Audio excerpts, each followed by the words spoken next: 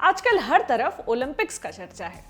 अगर आप इतिहास में जाएं तो आधुनिक समय का सबसे पहला ओलंपिक्स हुआ था साल 1896 में ग्रीस की राजधानी एथेंस में। लेकिन इस ओलंपिक्स में केवल पुरुषों ने ही पार्टिसिपेट किया था। पहली बार औरतों ने साल 1900 में पेरिस ओलंपिक्स में शिरकत की थी। कुल 997 एथलीट्स में से महज 22 औरतें थीं और उन्होंने 5 तरह के इवेंट्स में हिस्सा लिया था। आपने देखा पुरुषों के मुकाबले औरतों की संख्या कितनी कम थी। हालांकि समय आगे बढ़ने के साथ साथ बदलता गया और धीरे धीरे ही सही औरतों की स्पोर्ट्स में भागीदारी भी बढ़ती गई।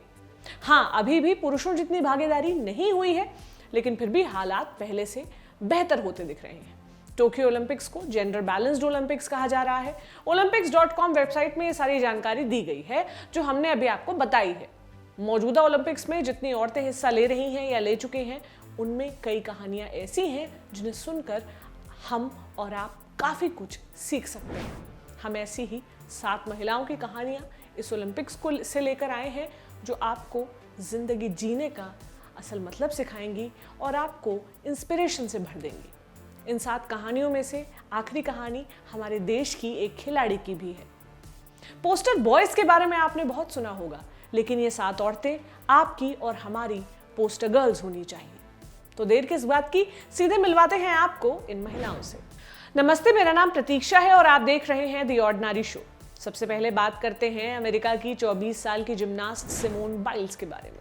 साल 2016 के रियो ओलंपिक्स में सिमोन ने 4 गोल्ड और 1 ब्रॉन्ज मेडल जीता था, लेकिन मौजूदा ओलंपिक्स में उन्होंने 2 ही मेडल्स जीते, 1 सिल्वर और 1 ब्रॉन्ज। फिर भी उनके ये 2 मेडल्स ही 5 मेडल्स के बराबर हैं, क्योंकि सिमोन मेंटल हेल्थ से जुड़ी दिक्कतों से डील कर रही हैं।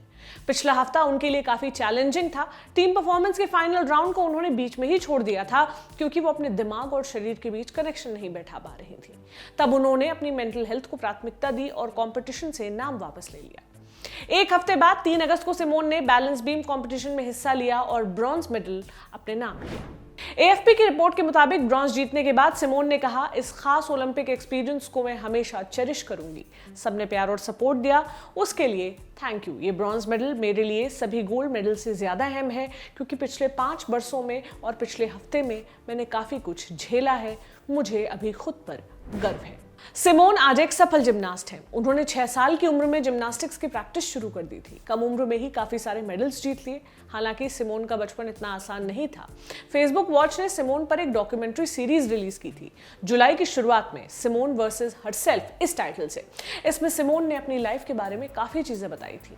वो 4 भाई बहनों में एक थी। उनकी माँ ड्रग और अल्कोहल एडिक्ट थी, जिसके चलते वो बच्चों का ख्याल रखने में सक्षम नहीं थी। इसके चलते सिमोन को फॉस्टर केयर में भी रहना पड़ा था। वो अपने टीनेज के दौर में यौन शोषण का शिकार भी हुई। अमेरिकी जिम्नास्ट टीम के डॉक्टर लैरी नासर के हाथों जब लैरी की करतूतें दुनिया के सामने आई, तब सिमोन ये नहीं समझ पा रही थी कि उनका यौन शोषण हुआ था। जब वो समझी तो डिप्रेशन का शिकार हो गई। ऐसा बचपन जहां पेट भर खाना नहीं मिलता था, ऐसा बचपन जिसमें सिमोन यौन शोषण की लगातार शिकार होती रही, उसको पीछे छोड़कर उन्होंने आज खुद को स्थापित किया। हम ऐसे जज्बे को सलाम करते हैं। आगे बढ़ते हैं। अगला नाम है सिफान हसन का। नेदरलैंड्स की एथलीट हैं, 28 साल की हैं। अगर आप ओलंपिक्स की खबरों को थोड़ा बहुत भी फॉलो कर रहे होंगे तो एक वीडियो आपकी नज़र में सोशल मीडिया के जरिए ज़रूर आया होगा, जिसमें एक महिला रनर दौड़ते हुए ट्रैक पर गिर जाती है, फिर उठती है और जमकर दौड़ लगाती है और रेस जीत जाती है, वो भी पहले नंबर पर। यह महिला और कोई नहीं बल्कि नेदरलैंड्स की सिफान हसन है। 2 अगस्त को महिलाओं की 1500 मीटर की रेस के लिए क्वालिफाइंग मुकाबला हुआ। फाइनल लैप लेते वक्त सिफान के सामने केनिया की एथलीट ट्रैक पर गिर गई, जिससे सिफान भी लड़खड़ा गई और वो भी गिर पड़ी। लेकिन अगले ही पल वो उठी और ऐसी दौड़ लगाई कि सबसे पहले रेस खत्म की। ऐसे मौकों पर बहुत से लोग शायद हिम्मत हार जाते, लेकिन सिफान ने ऐसा नहीं किया। समाचार एजेंसी एपी की रिपोर्ट के मुताबिक उनके दिमाग में भी एक पल के लिए यह ख्याल नहीं आया था कि वो अब ना दौड़े, लेकिन उन्होंने उस ख्याल को वहीं छोड़ दिया। चूंकि सिफान अपनी गलती से नहीं गिरी थी, इसलिए वो चाहती तो प्रोटेस्ट करके अगले राउंड में पहुंच सकती थी, लेकिन उन्होंने खुद से कहा, नहीं, मैं बाद में रिग्रेट नहीं करना चाहती, मैं अपने लिए कोई एक्सक्यूजेस नहीं चाहती।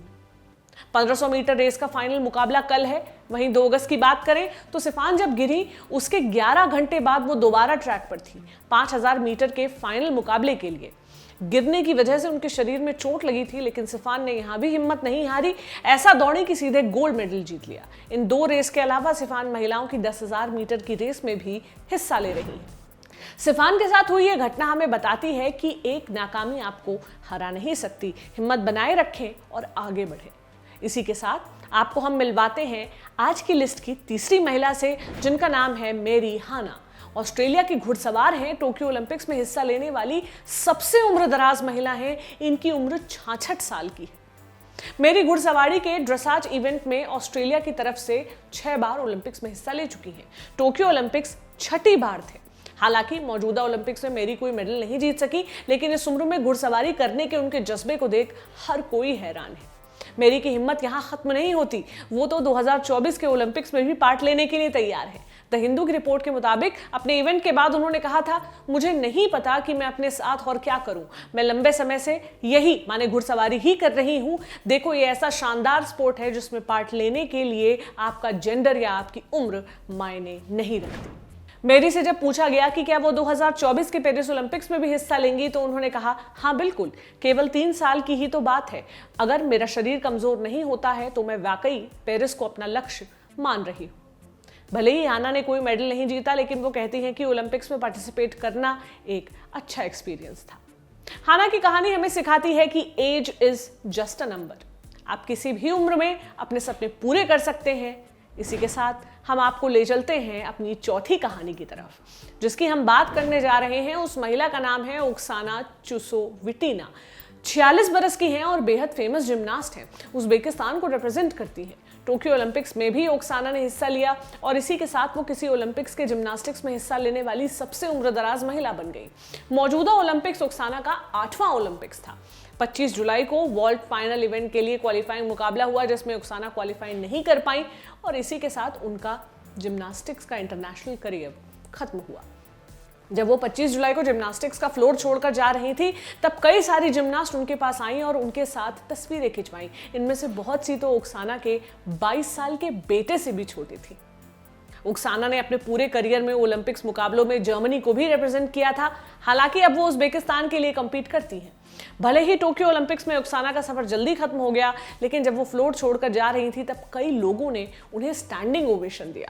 ओक्साना ने भी आखिर ये साबित किया कि उम्र तो महज एक संख्या है। ज्यादा उम्र होने से रास्ते बंद नहीं होते। ओक्साना की कहानी को यहीं पर खत्म करते हुए आपको मिलवाते हैं लिस्ट की 5वीं महिला से। नाम है हिडलिन डियाज। 30 साल की हैं। टोक्यो ओलंपिक्स में फिलीपींस को वेटलिफ्टिंग में हिडलिन ने रिप्रेजेंट किया। इस ओलंपिक में उन्होंने महिलाओं की 55 किलोग्राम की कैटेगरी में गोल्ड मेडल जीता और इसी के साथ अपने देश को ओलंपिक्स का पहला गोल्ड मेडल दिया। दरअसल इससे पहले फिलीपींस ने कभी भी ओलंपिक्स में गोल्ड नहीं जीता था। 1924 के बाद फिलीपींस ने समर ओलंपिक्स के हर एडिशन में पार्टिसिपेट किया था, केवल 1980 के मॉस्को गेम्स को छोड़कर। फिलीपींस ने इन 3 गेम्स में 3 सिल्वर और 7 ब्रॉन्ज जीते थे और अब हिडलिन की जीत के बाद गोल्ड का सूखा खत्म हुआ। हिडलिन ने साल 2016 में सिल्वर मेडल जीता था। यह हिडलिन का चौथा ओलंपिक्स था। 30 साल की इस वेटलिफ्टर ने जब जीत हासिल की, तब उन्हें विश्वास ही नहीं हुआ। रॉयटर्स की रिपोर्ट के मुताबिक उन्होंने कहा, मैं 30 साल की हूं, मुझे लगा कि ये नीचे जा रहा है, लेकिन जब मैंने ये कर लिया तब मुझे हैरानी हुई। हिडलिन को कोविड के टाइम पर प्रैक्टिस करने में काफी दिक्कत हुई थी। वो बोतलों में पानी भरकर उन्हें होल्ड करके प्रैक्टिस किया करती थी। वो प्रैक्टिस में इतना बिजी रही कि दिसंबर 2019 के बाद से अपने परिवार से मिली तक नहीं है। हिडलिन एयरफोर्स में काम करती हैं। यहाँ तक भी वो बहुत मेहनत से पहुंची थी। उनका बचपन गरीबी में बीता था। एक छोटे से गांव में उनका जन्म हुआ था, जहां उनके पिता तिपहिया वाहन चलाने का काम किया करते थे। हिडलिन की कहानी सुनने के बाद आपको मिलवाते हैं इस लिस्ट की 6ठी लड़की से। नाम है हेंड जाजा। महज 12 साल की हैं। टोक्यो ओलंपिक्स में सीरिया की तरफ से टेबल टेनिस में पार्टिसिपेट किया था। जाजा टोक्यो ओलंपिक्स में हिस्सा लेने वाली सबसे युवा खिलाड़ी है। भले ही ज्यादा कोई मेडल नहीं जीत सकी, लेकिन वॉर जोन वाले सीरिया से होते हुए भी वो आगे बढ़ने की हिम्मत बनाए हुए हैं और अब वो चीन में ट्रेनिंग लेने वाली हैं अगले महीने से। जब 5 साल की थी तभी से टेबल टेनिस खेल रही हैं। उन्हें खेलने की प्रेरणा अपने भाई से मिली है। जाजा का मकसद है कि वो अब 2024 के पेरिस ओलंपिक्स में मेडल जीतें। टोक्यो ओलंपिक्स में उन्होंने 42 बरस की एक खिलाड़ी को हराकर अपनी जगह बनाई थी। जाजा का मौजूदा ओलंपिक्स में पार्ट लेना इसलिए भी मिसाल कायम करता है क्योंकि उन्हें साल में केवल 2 या 3 एक्सटर्नल मैच खेलने को मिलते थे, क्योंकि ज्यादातर टाइम सीरिया युद्ध के हालात के बीच रहता था। ज़ाज़ा जब से पैदा हुई हैं वो तभी से अपने देश में तनाव का माहौल देख रही हैं। ऐसे में इतनी आगे आने के लिए हिम्मत चाहिए जो 12 साल की इस खिलाड़ी के अंदर है। अब आपको मिलवाते हैं लिस्ट की आखिरी महिला से, आखिरी लेकिन हमारे लिए सबसे अहम, क्योंकि ये हमारे देश की खिलाड़ी है, वो खिलाड़ी जो अपनी टीम को ब्रॉन्ज मेडल दिलाने की काबिलियत रखती है। हम बात कर रहे हैं रानी रामपाल की। महिला हॉकी टीम की कप्तान है। 6 अगस्त को ब्रॉन्ज मेडल के लिए इस टीम का मुकाबला होने वाला है। ये टीम पहली बार ओलंपिक से सेमीफाइनल्स में पहुंची है। हम उम्मीद करते हैं कि हमारी ये टीम मेडल जरूर जीतेगी। कप्तान रानी रामपाल, जिन्होंने इतनी बड़ी उपलब्धि हासिल की है, वो उन्हें रातों रात नहीं मिली, इसके लिए लगी बरसों की मेहनत। रानी हरियाणा के शाहबाद मारकंडा की रहने वाली हैं। परिवार बेहद गरीब था।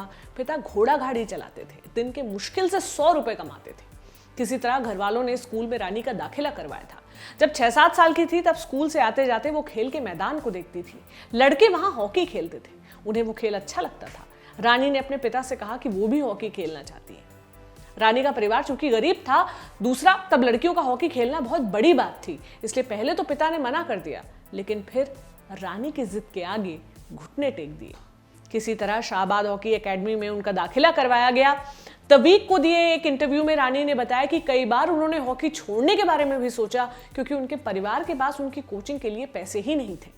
लेकिन कोच बलदेव सिंह ने और सीनियर खिलाड़ियों ने उनका साथ दिया, उन्हें हॉकी की पुरानी किट मुहैया कराई ट्रेनिंग के लिए, और आज यही रानी, पुरानी किट से खेलने वाली रानी, टीम की कप्तान है।